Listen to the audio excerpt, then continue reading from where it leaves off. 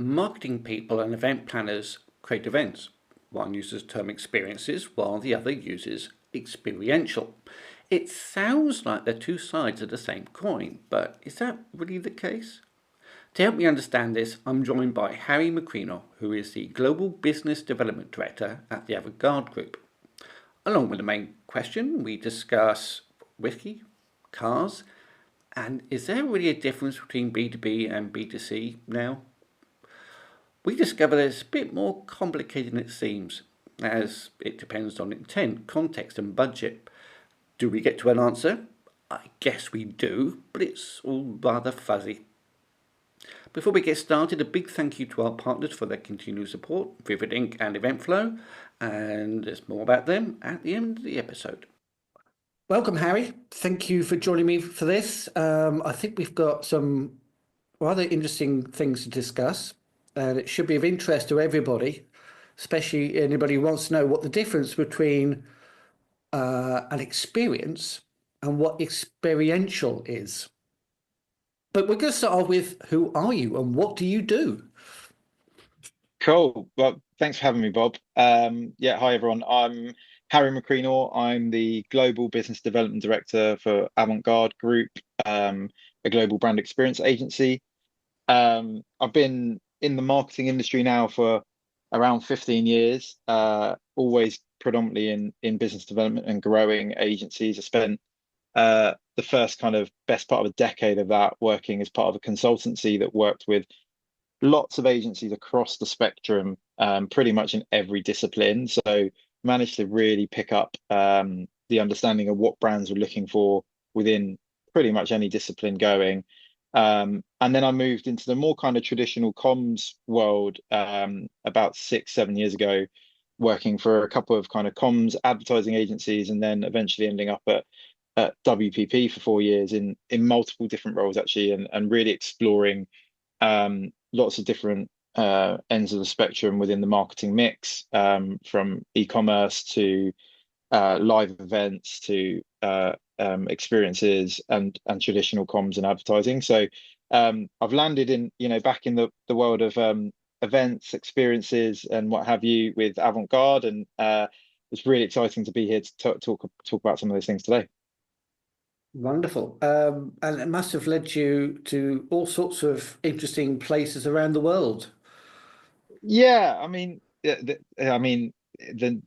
industry itself is obviously so wide ranging in terms of the brands that are really playing at the top table. So, depending on the agencies that I've been at, there's been some amazing opportunities to travel the world and see some great experiences and see some great campaigns. That being said, I'm in the forefront of it in business development. We're the ones who kind of, I guess, bring those brands to agencies and hopefully bring them on board through the pitch process, but we're often not there at the cold face when the work's delivered. So it's I've been to a lot across Europe and in the US as well, but yeah, mainly been based in London for most of my career as well. Yeah, I can imagine you sort of going, well, we really want to help you with this lovely country that's always warm and sunny and doesn't rain that much, because it's really drab in London. I need to get out. Yeah, can I get out? Can I go somewhere nice and cocktail friendly? Yeah. What's the best one you've done then? What's the best one you've been Um, to that's taken you away from standard British weather? oh, well, do you know what? Actually, it's not taken me away from British weather. It's something that's happened, but it was in Scotland actually. But it was, given the topic of what we're talking about today, it was the overall experience that I had for 3 days. It was just beyond my wildest dreams. In a previous agency, I worked with one of the biggest whiskey manufacturers in the world, and we went up to Scotland and we stayed on, a traditional kind of Scottish estate, huge estate, and we had 3 days of, brand immersion, working with them, workshopping around the kind of ideas that we were kind of trying to build. And it was just amazing because, I mean, Scotland's beautiful in its own right, but to add to that, being able to kind of enjoy a beautiful premium luxury whiskey. I actually always make the comment that on that trip I drank a small amount because we must drink responsibly, but a small amount of a £1 million whiskey. Oh, one. So the bottle this whiskey came No, from. so the actual the cask itself costs £1 million, which Okay. technically gets you about 45 bottles, I think.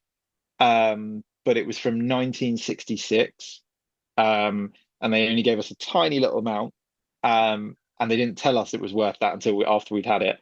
But we had it in this amazing experience. We had four lined up, and they were of different ages and had been through different processes, and we were, given this whole kind of education around them, and we had to kind of pick our favorites, and we didn't really have the context in picking our favorites. The favorites was purely based on our palates and how we enjoyed it. And funnily enough, not everyone picked the most expensive one, but we did in that process drink, what I'm quoting, £1 million whiskey. Wow.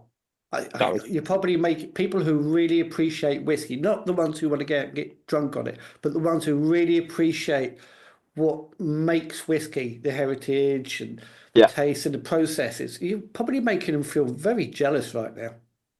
yeah. Well, they should be because it was absolutely amazing. Yeah, it was. I mean, I even had on that trip, and I remember talking to the head of marketing because they treated us really well and they gave us really lovely dinner at the distillery itself, and we had a kind of cocktail drinks beforehand, and they were making the cocktails with whiskey that was £500 a bottle.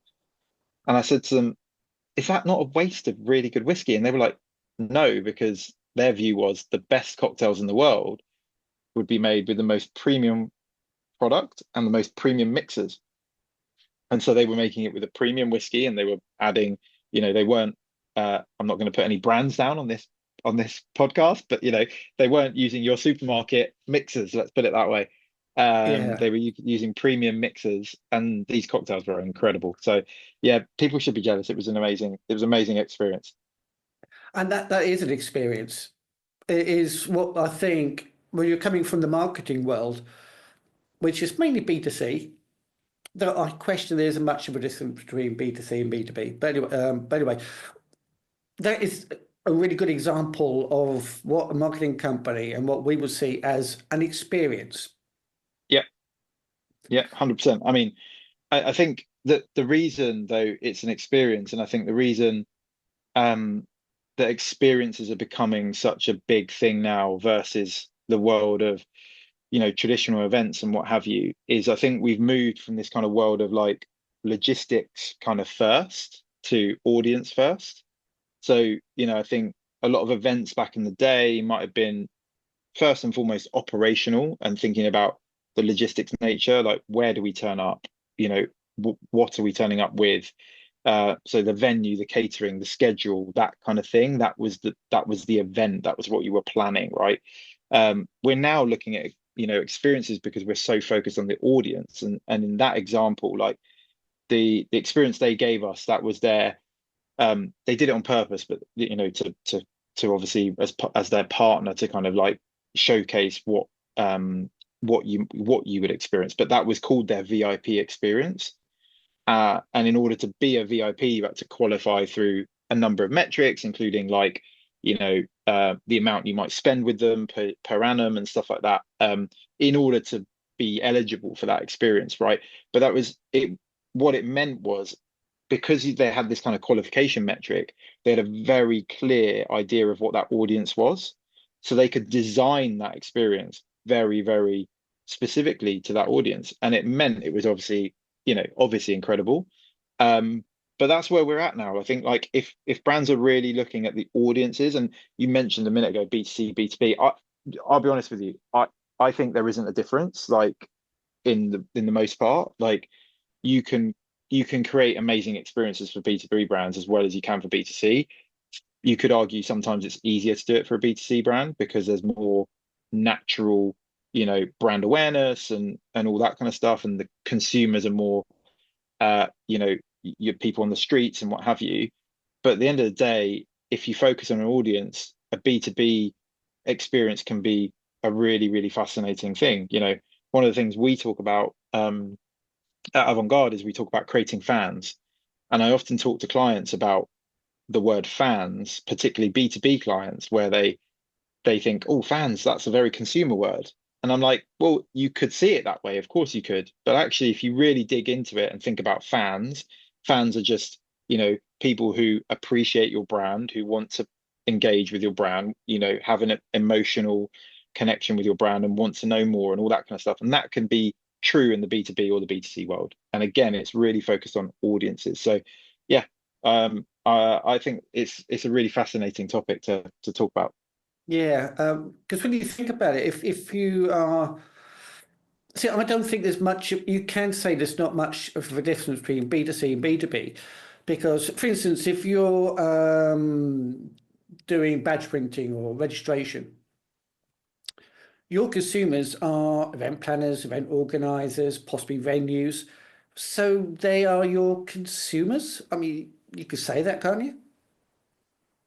Uh, yeah, I mean, there is always a consumer, right? I think Somebody's in a going to B, consume what you someone's consuming build and what. take. Yeah, Yeah. yeah, yeah, yeah. I mean, I think a really good like a really good industry to look at is the automotive industry, um, where they have a very obvious consumer base where they're trying to sell to, you know, families, people, whatever it might be. But at the end of the day, a lot of them go through a process where they act like much more B2B at an earlier part of their funnel. So, you know, we do a lot of work with automotive brands, and sometimes we're engaged to launch a car, and that might be a consumer, experience or a consumer launch or whatever that might be. Sometimes we're asked to work with the brands to actually launch that car internally, to launch that car to dealers, to launch it to different markets, for them to take that car into their market and actually decide they want to sell it in that market. And that's a much more B2B relationship. But at the end of the day, as you say, they're there to consume that product and decide, yeah, we want to sell that in Switzerland, we want to sell that in France, we want to sell that in whatever it might be, right?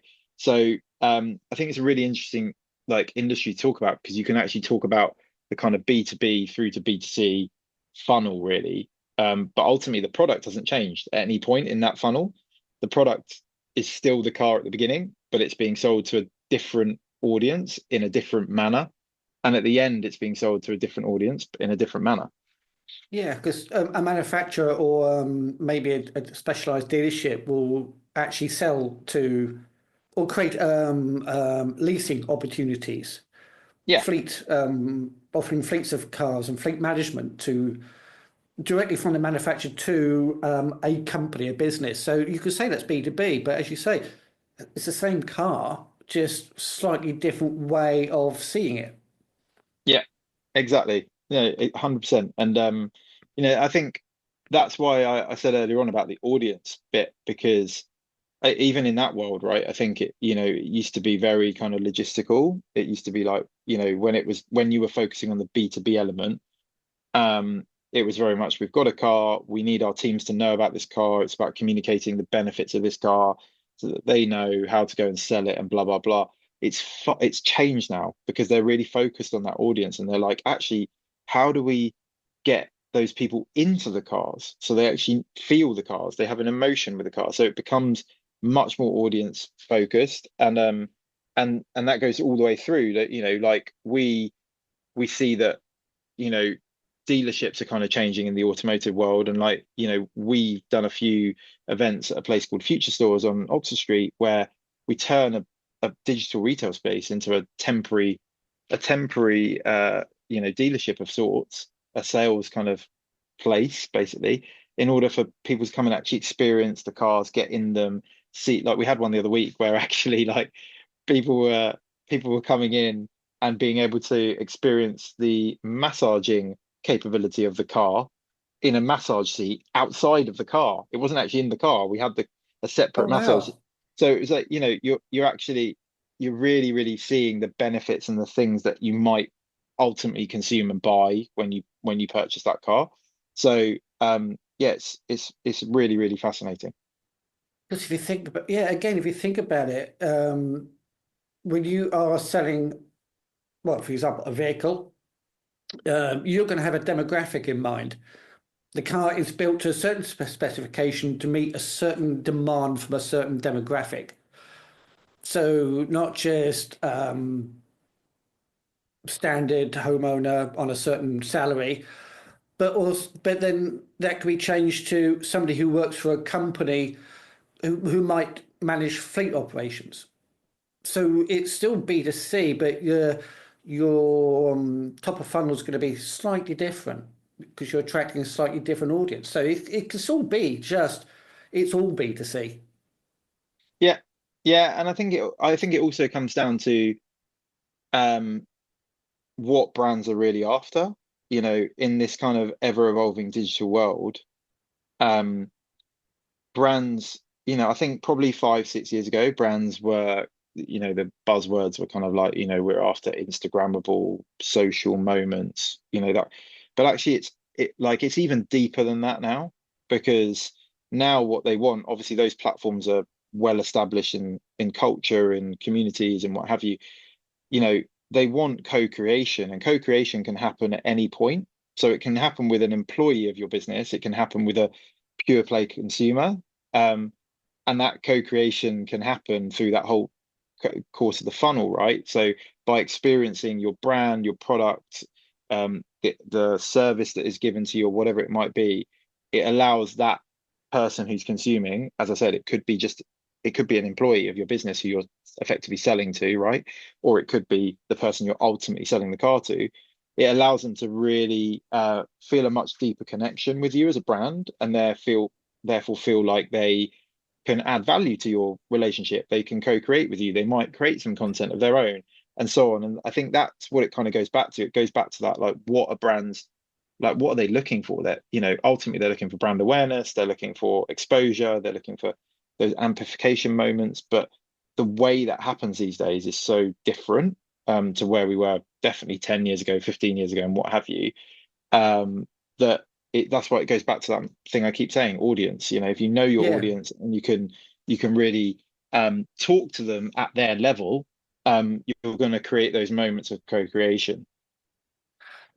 that's just to go back a little bit. That when you talk about the co-creation, what we're talking about is the needs of the audience that you're trying to attract and needs of the in this case the vehicle manufacturer. It becomes a collaboration.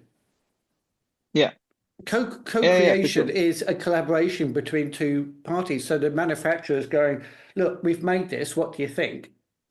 And then they may use that vehicle for things that the manufacturer never thought of.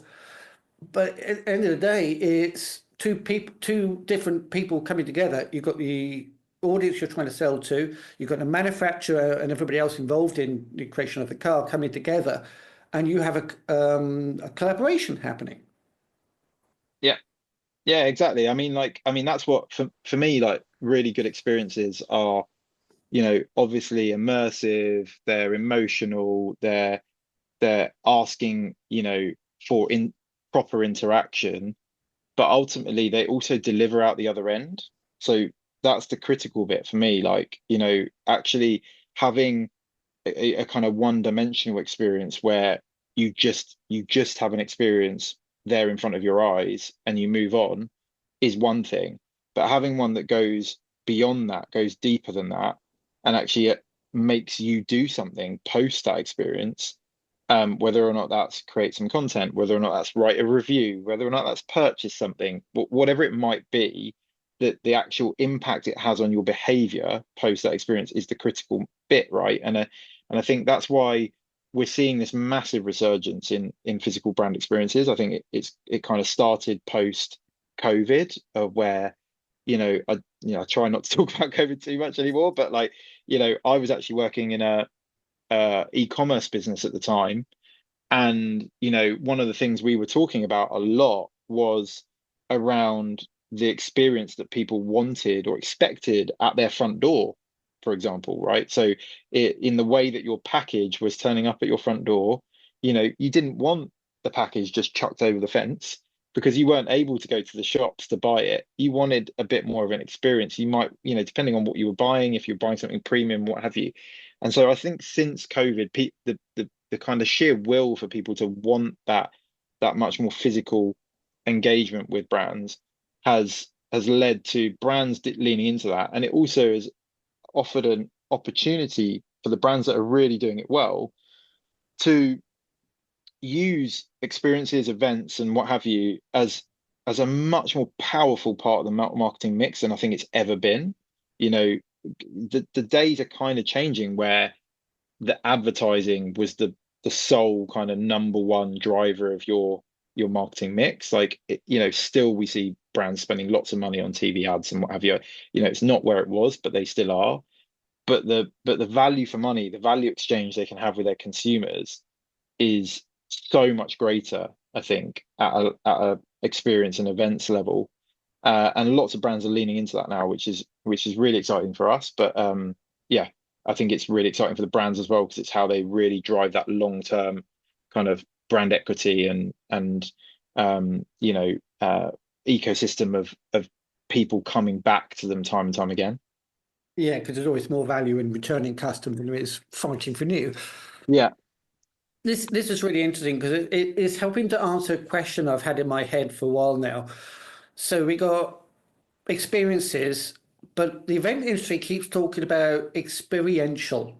Now, they very similar words, but I don't think the event industry has ever pinned down what that really means. Um,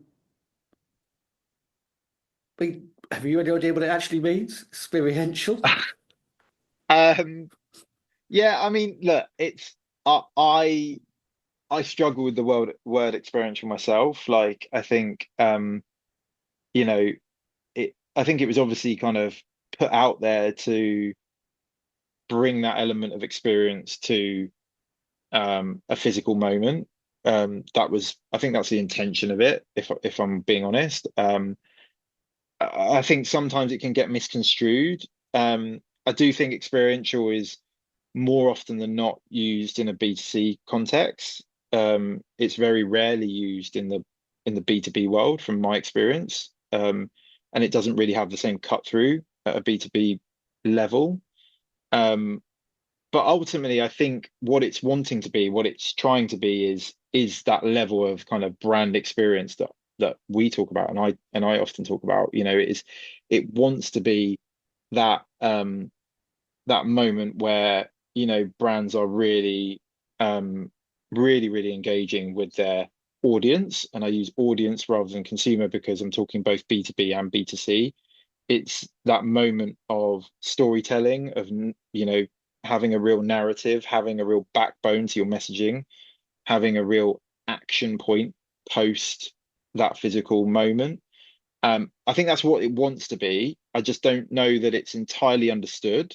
And to the conversation we're having, I don't know that it's always completely clearly defined. But I do think in our world we often talk about brand experiences because we feel that's a clearer, more clarified kind of element of probably experiential.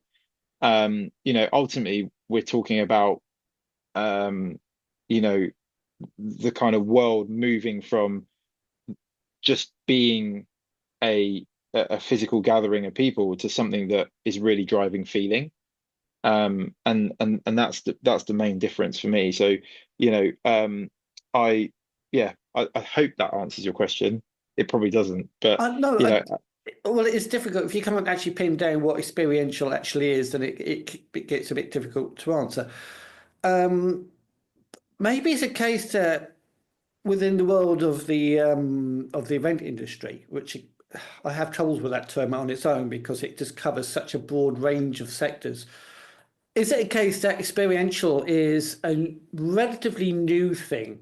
Maybe, I don't know, 5, 10, 15 years that people have been within the event industry has been saying, yeah, we do experiential.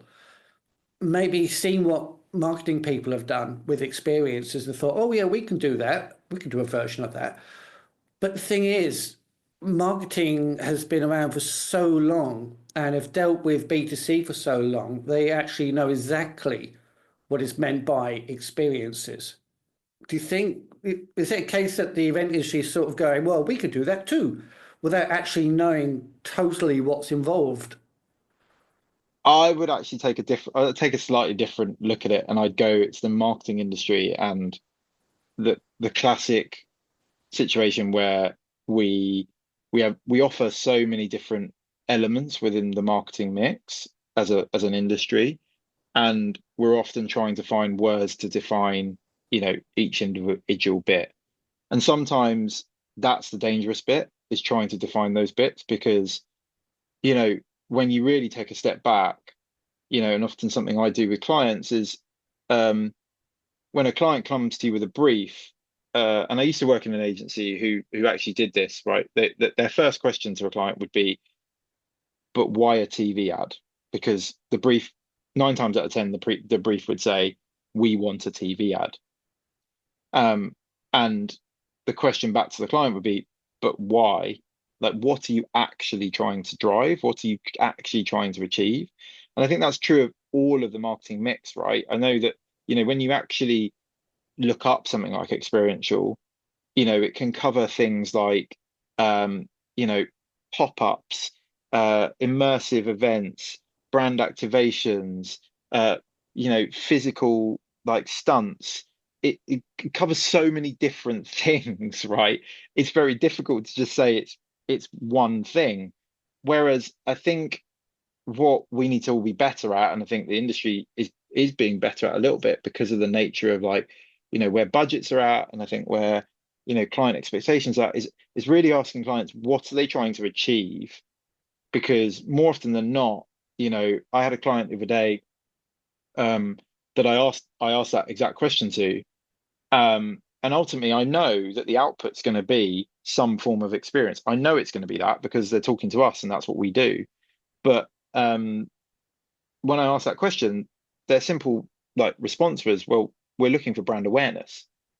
So that then, as an agency, it kind of makes it clearer to me, in my view, because then the job for us to do is work out, how do we generate brand awareness?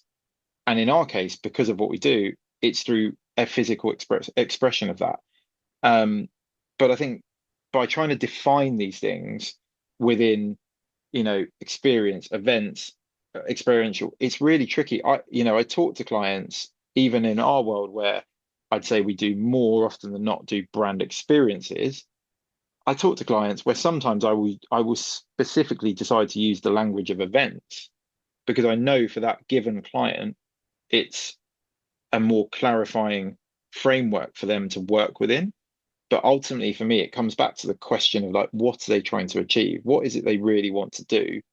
And then it makes it much easier. You talk about the marketing industry doing experiences. I think there's a danger in the world of experiences as well, because for a long time, you've got kind of digital agencies talking about digital experience, and websites kind of always talking about experience.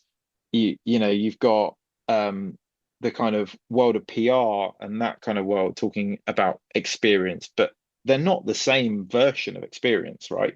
So so it's really important that we kind of, like, I think ultimately, understand that there's a murky world of words, and it's up to us to kind of ultimately define what the aims are of any given client, in order to actually define success as well in the future. Maybe that's why we can't pin down what experiential actually means. I think, and I think it would, like, I mean, to a certain extent, I think it would be almost dangerous to do it, because I think, like, it is subjective as well at the end of the day, a little bit. Maybe it shouldn't be, right? But I know that if I spoke to some of my team, if I spoke to our creative director, I'm pretty sure he would tell me what he thinks experiential is. But I could go to another agency and go to speak to someone else, and they might have a completely different view. And therein lies the problem. Like, unless we can actually align on it as an industry, you're always going to have a slightly different take on it. And I think in the world where the kind of world of below the line and above the line is blurring more than ever before, and there's far more impact coming from different types of agencies across different types of business and brand questions, it's going to get harder to define those things because, in the olden days, so to speak, an ad agency would be always referred to as the lead agency. And it still probably is the case in a lot of relationships, but it's not always the case now. That's the thing that's quite interesting. And the reason for that, I think, is that elements like strategy or, consumer research or things like that aren't always falling to the ad agency to do. They are falling to other parts of the marketing mix. And so we are working in that kind of really blurry world, across the below the line and above the line kind of outputs. That means it's just really difficult to define these things. Yeah, and you may not actually want to dive too deep because it becomes a rabbit hole you just can't get out of. Something I like mean, if that. you think about it, if somebody says to you, "I want brand awareness," you say, "Yeah, but what do you mean by that?" And then you start on the whole downwards. Yeah, but then that's the trick, right? I think like that is the ultimately that is the trick of, being um for me, what makes agencies good versus agencies that aren't as good, is if you can have that question, you can ask that question of a client, you can get often that maybe that high level answer that doesn't actually give you enough, and you need to dig deeper. You need to keep digging, in order to really understand what what they need. And at the end of the day, in my world, in my industry, I'm here to kind of win clients, to get clients across the line and make and then become clients of our agency. And for me, the most logical way that happens is that true trustworthy collaboration where that they see, your knowledge, your logic, sometimes, your deep understanding and care for them as a brand. And that comes through that kind of questioning process and really understanding what they're trying to do. Not always just through, we're just going to give you what you think you have said you want, Well, if that makes again, sense. it's kind of a collaboration because you can. They say, "I want brand awareness." You go, "Great, that's our job. We'll sort it out." And then you go find out what that actually means for their product or service and them as a company. Yeah, I mean, look, sometimes it's easier to kind of define these things through examples, right? And um, I think of a really great campaign we did right at the beginning of the year where we were tasked by the Audi Revolut F1 team to launch them. Audi were launching in the world of F1, arguably one of the biggest platforms in the world, sporting platforms in the world. You've got a brand like Audi who have been, around for years, got such a strong heritage. They've actually got a really strong motorsports heritage, but never ever been involved in Formula One. And we were tasked with that. The question really was like, how do you launch such a brand with such heritage in motorsport into this massive global platform and make noise, right? Really, really make a splash. And, you know, there's an argument where you could say, well, you turn up, you do a big launch, you have a big stage, you do a curtain drop with the brand and the car, and you have press, you have a Q&A, you have this kind of like fairly traditional kind of moment, but you invite all the media, and it's big bang in its nature, if that makes sense. But like for us, we just knew that wasn't quite what was going to really cut through. So we took over Craftwork, which is an amazing space in Berlin, and we really, really like designed like a multi-stage immersive experience that, because Audi was so like have that so much heritage, we were able to kind of take the audience through this like physical narrative, behind the brand's like history in motorsport, but also looking at the brand's future and what they wanted to create in the world of Formula One, what they culturally wanted to kind of represent, what they wanted to aim for. And it just meant that the people that were in the room, but also we streamed it online. I personally watched it online, with my son, who's a massive Formula One fan, and I felt like I was there experiencing this kind of multi-sensory moment through, about an hour and a half. Um, and ultimately that wouldn't have been possible had we not really listened to the question, had we not really listened to like what were they really trying to achieve. So I think it just goes back to like, getting under the skin of clients' briefs and making sure that you really, really understand what you're trying to do. And ultimately that should come out in the output. Yeah. It all boils down to, I mean, and you've said, experiences covers a lot of things, but when you boil it down, it's creating an emotional response into the people that you wish that to happen to. Whether you say that is current buyers, potential buyers, or customers, um, whether it's B2B or B2C, that's what you're trying to do, get that emotional response. So every time they see that brand, every time they see that product, they feel it. Yeah, 100%. And I mean, yeah, go on, sorry, I'm carry on. not entirely sure when the event industry speaks about experiential, that's what they're thinking of. Um, I think it just depends on who you talk to.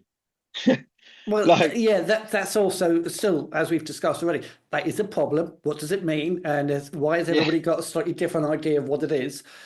But in general, experiential is like, well, if you walk into this room, you can hear what this amazing stage is like. You can hear what our microphones and our speakers are like. You can see our ticket and badge printing systems are, and maybe do theme it in some way.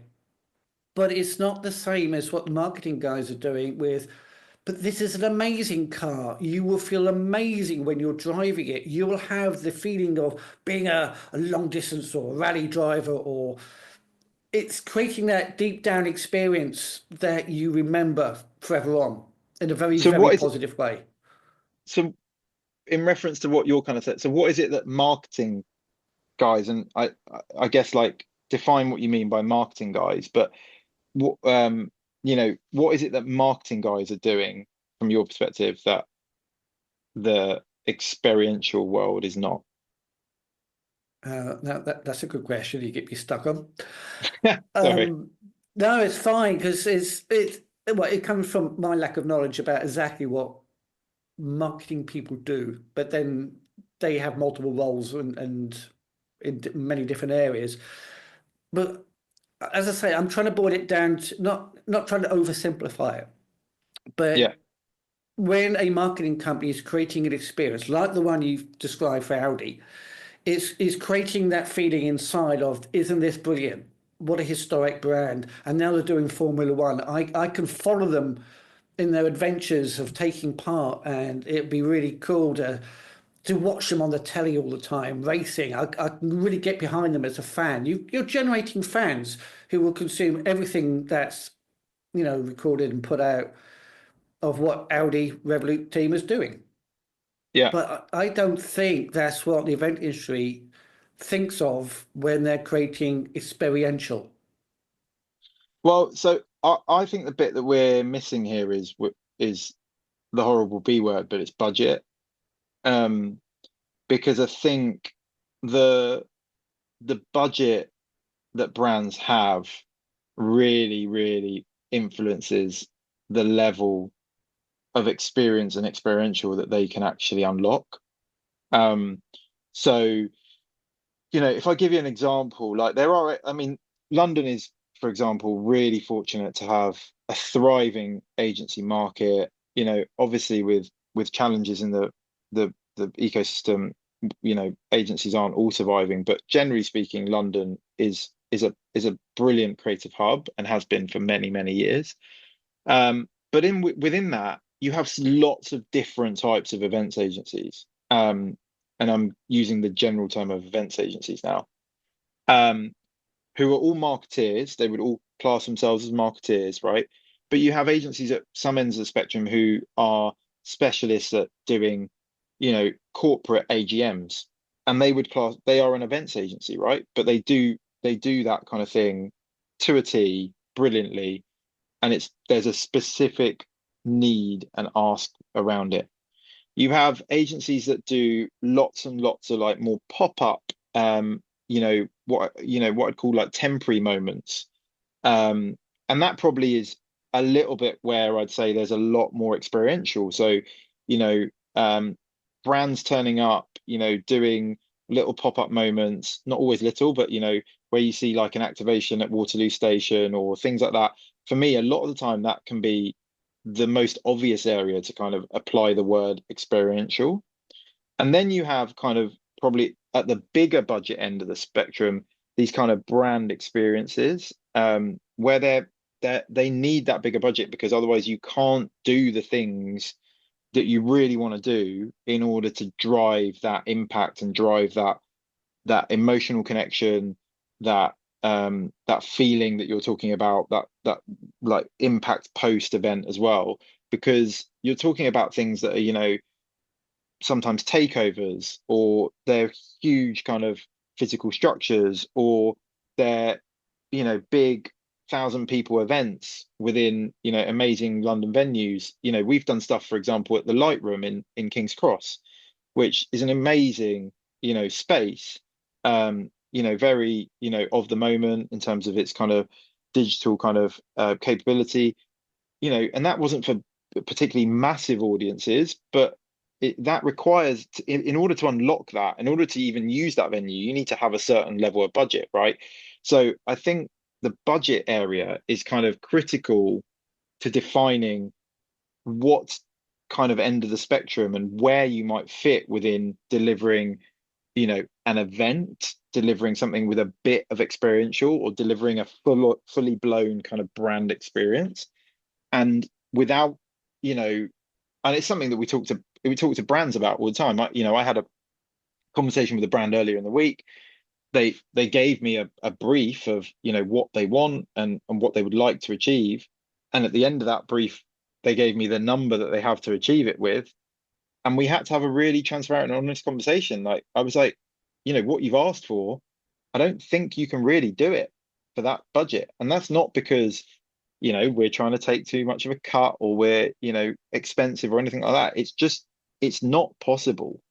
And so that kind of, world of like reality versus budget is quite tricky in this world, because also the other thing around budget and the events industry and experience industry is that the costs, like like anyone who owns a home and has maybe tried to do a renovation to their home in the last few years, they will have found out that the cost of um you know products and stuff to build anything in your house has gone up, right?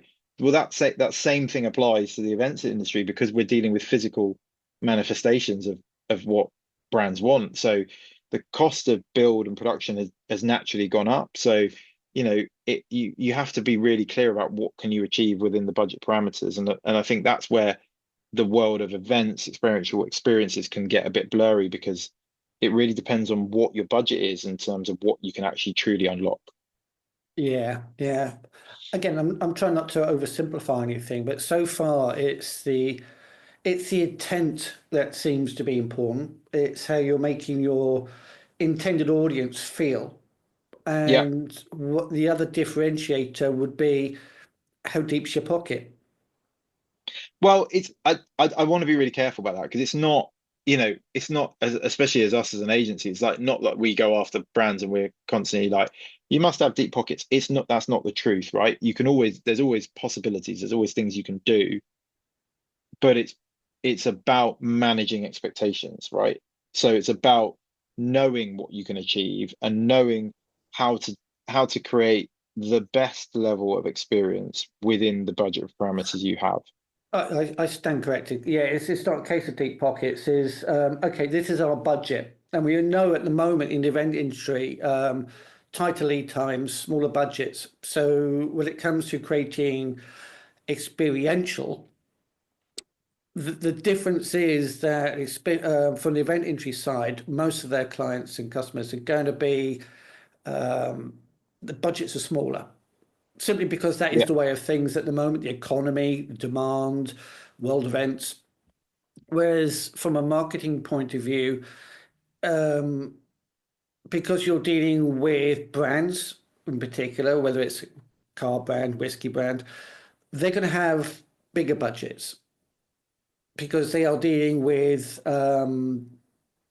with much bigger opportunities, if you know what I mean. If they're going to sell, if they have the intention of we want to sell £1 million worth of whiskey, then we might actually have to spend 500,000 or do you see what I mean? Yeah. It's Yeah. the scale of the Yeah. budget is depending on how many people you're reaching or wish to But then reach.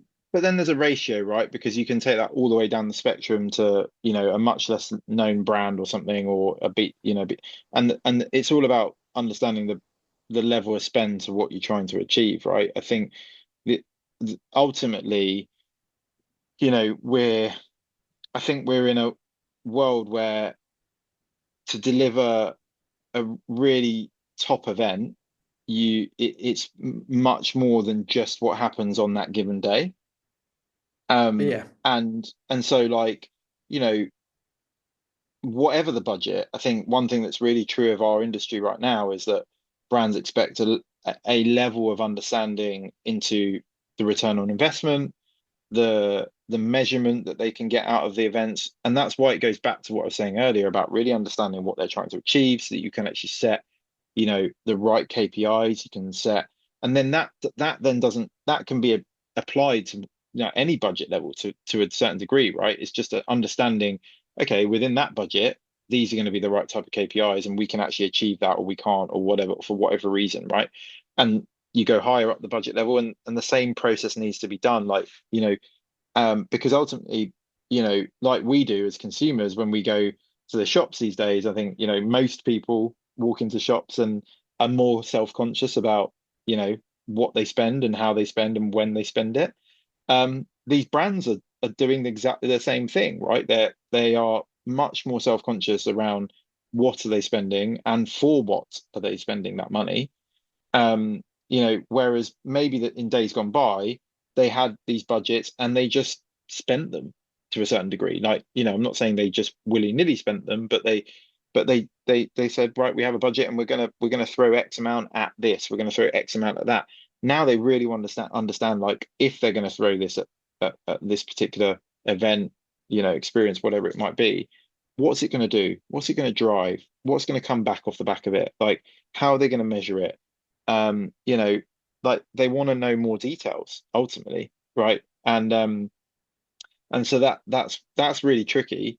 And it's kind of contradictory to, I guess, where the actual events industry and experience industry is going, in terms of the trends. The trends are kind of telling us that, you know um not new now, but have been over the last few years.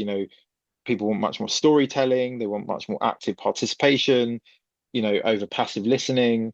They want, that opportunity to kind of build emotional connection and really drive impact.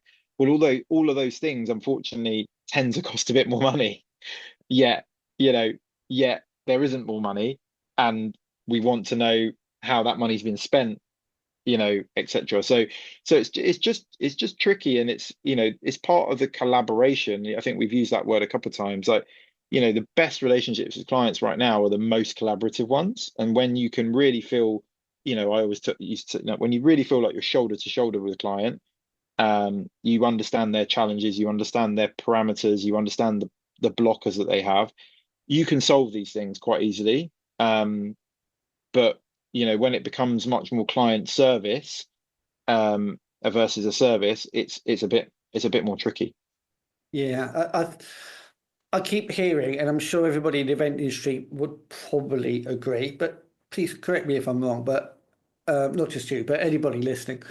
Um, the one thing about the event industry is they do need to do better when it comes to collecting data from the events, pre, while it's happening, and post. Yeah, Because the more you understand about your audience, the more focused you could be. So when it comes to demonstrating or having some data that can show you or show a potential client, well, actually, if we did this, when we did it this way, we got these results. And if that then sounds good for the client, because you can yeah, demonstrate to them or show them that obviously you can't guarantee it, but you can show them if you did it in this certain way, this is the kind of reward you'll get for it. So the client could then say, well, if we're going to take a chunk of our budget and do it that way, least we can be confident we should get a decent return on it.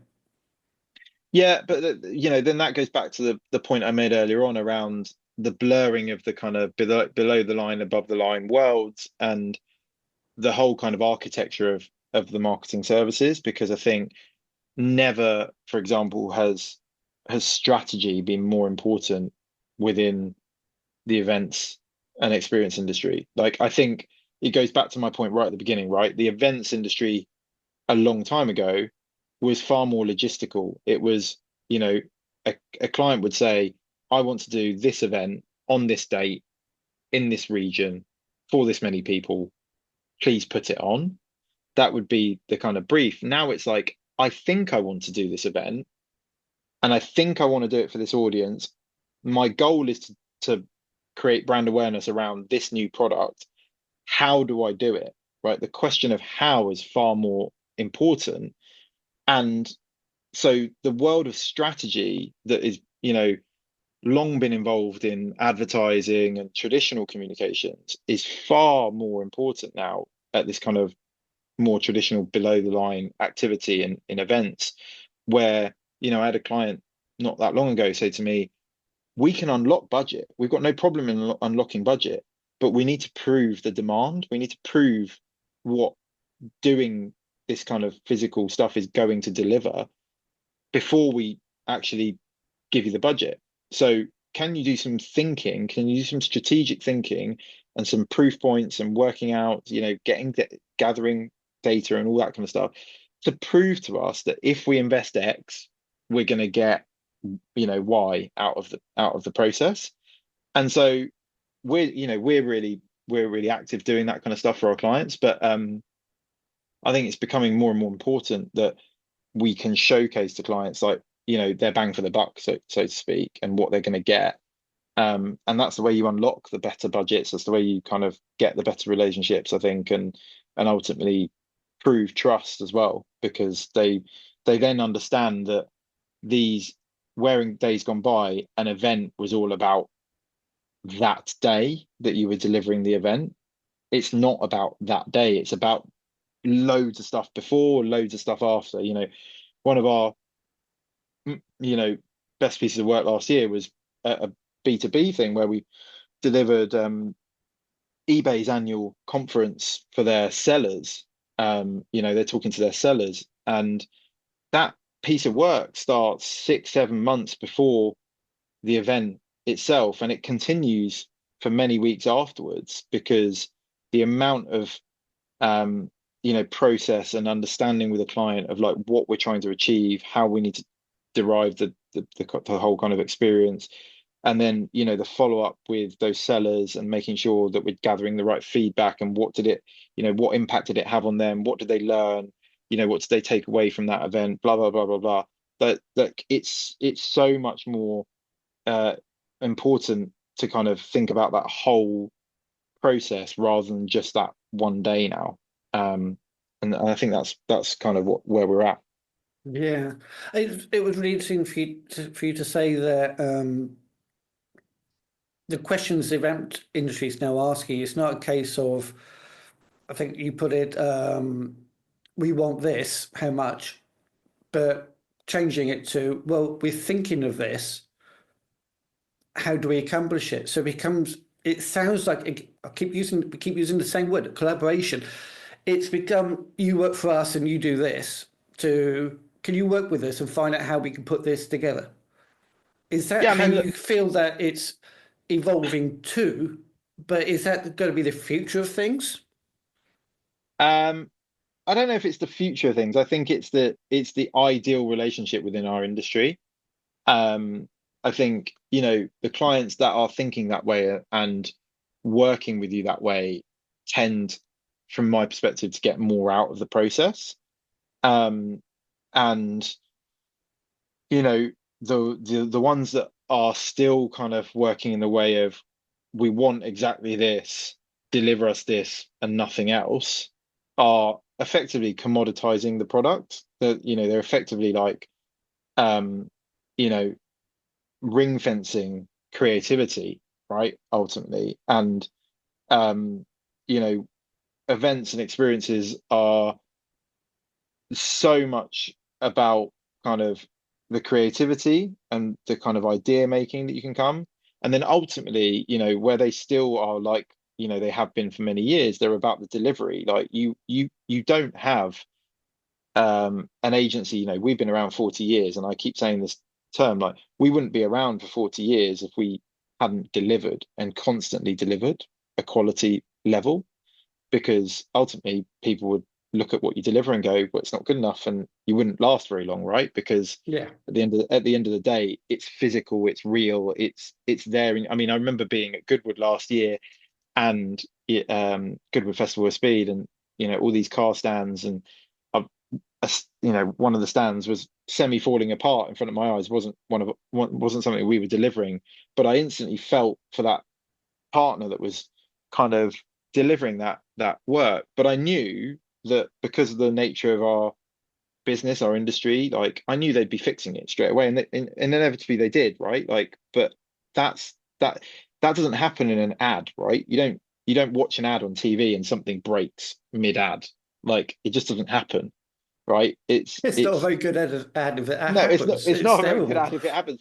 So like ultimately, like the clients that are collaborative and true partners, they'll know that as well. They know things go wrong, and actually, the way they judge you is they judge you on your reaction. They judge you on the way that you deal with those situations. The way that they don't expect every single thing to go perfect all the time. Of course, they want that. Like, of course, they want a seamless, perfect experience. Nothing goes wrong. But at the end of the day, they also understand the reality, right, of what we're dealing with. So, you know, collaboration partnership is, I don't think it's a new thing. I don't think it's the trend of where we're going, but I think it's as important as it's ever been. Um, because we are, especially when, we go back to the world of budgets, like budgets are stricter, tighter. It means we have to be more creative. We have to think outside the box. Like, how do we achieve the things we really want to achieve within the parameters we've got? And that only really happens with those real collaborative, like relationships. Yeah, we keep coming up with the word collaboration, and I know what you said about is that the future and all that. But yeah, collaboration, it's probably is the way you should be doing things. It's not, well, this is what we do. Don't worry, let us sort it all out. Unless you bring the client on board and work together to get to the goal, it's more difficult. Yeah, and look, you've got to remember as well, in most brands, both B2B and B2C, that you're dealing with multiple stakeholders who have different subjective views. Um, and we delivered something a couple of weeks ago that like honestly, like in the process of doing it, like it feels like, yeah, we were collaborating with clients, but you know, we were always like having to dig deep to kind of deliver what we wanted to deliver. Ultimately, when we got to the end product, the clients were just over the moon. They were jumping out of their seats, like, ecstatic with what, and I don't think that kind of thing's achievable when, you don't have that relationship with a client. And it's why, it's always really interesting when you win a new client. When you win a new client, you instantly don't have that natural, trust and natural collaboration that you would have with a client you've worked with for many years. But the quicker you can get to that point, you quickly see where success comes from, particularly within the events world. Um, and so it's super, super important. I feel that we could probably go on for much longer, but I'm keeping an eye on the time. My original thought, going back to the original question I had, what's the difference between experience and experiential? It's not a clear cut definition. There's no, well, this is that and this is the other. You can't sort of park them into a particular definition, but there are ways of thinking about it. So with experiences, we're talking about having identifying your audience, working together to create an emotional response. the event industry is yet to really pin down by what they mean by experiential, and what they try to attempt with regard to experiences is only limited by the budget, because there may not be the same sort of size brand that would want to create an experience. Mhm. Sounds reasonable? Yeah, I I think so. I mean, I think like I just think we need to kind of really settle on the fact that um experiential and experiences go hand in hand, and I think they just suit different types of usually scale of businesses, scales of opportunity, and types of event. I think at the end of the day, like experiential is kind of almost like a type of event for me. Um, if you had like a narrative um where you kind of had events as the kind of top, you would have things that sit within it, and I think experiential would be a way to deliver an event, if that makes sense. That would be the most logical way for me to kind of define it. Can you think of it And as they're sisters from the same family, or related yeah, brother and kind sister of. from the same family? Yeah, I mean, that's the yeah. sort of thing There may that be comes to mind. cousins. There may be cousins, but Yeah, cousins. Okay, yeah, yeah, but but like it just goes back like my kind of point earlier. I think like events in it, so kind of old world was much more logistics first, but logistics are now the baseline. Is the logistics in the getting the venue right, and the experience is the differentiator. The experience and the way that it actually connects with whatever audience that is. As I said earlier, and it could be B2B, it could be B2C. That's the differentiator. That's the thing that stands that particular event out from another event. And I think yeah, you see that when you go, I think you see that when you go to, as an example, a really good example, right? You go to festivals, music festivals, and lots of brands are doing what some people would call experiential, some might call them brand experiences, whatever, right? But ultimately the ones that stand out are the ones where the experience is the differentiator.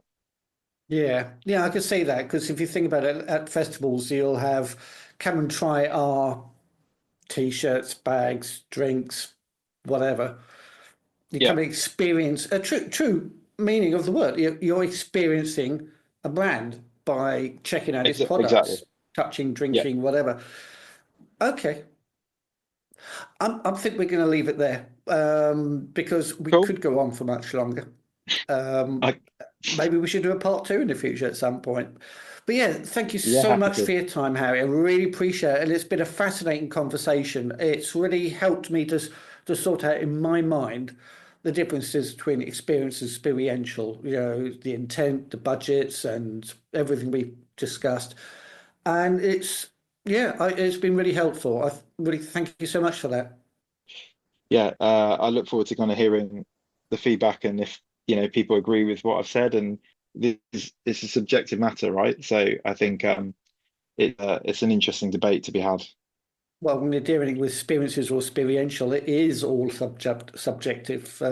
Can't help it. Again, thanks very much for your time. I believe you're on LinkedIn, so I'll provide a link in the description. Your company, AVANTGARDE, and yeah, thanks again. No, appreciate it. Thanks, Bob. Thanks for your time. Huge thanks to Harry for his time, and a big thank you to our partners for their continued support. Riveting, PR and social media marketing specialists for the event industry, and Eventflow, the secret weapon for event teams who have had it with PDF exhibitor manuals. So now it's over to you. I would love to hear what you think the differences are, if you think there is any. You can leave a comment here, or head over to the EPN Journal community. Link for that is in the show notes. Lastly, don't forget to like and subscribe so you get new notifications, and a huge thank you to you for listening. See you in the next episode.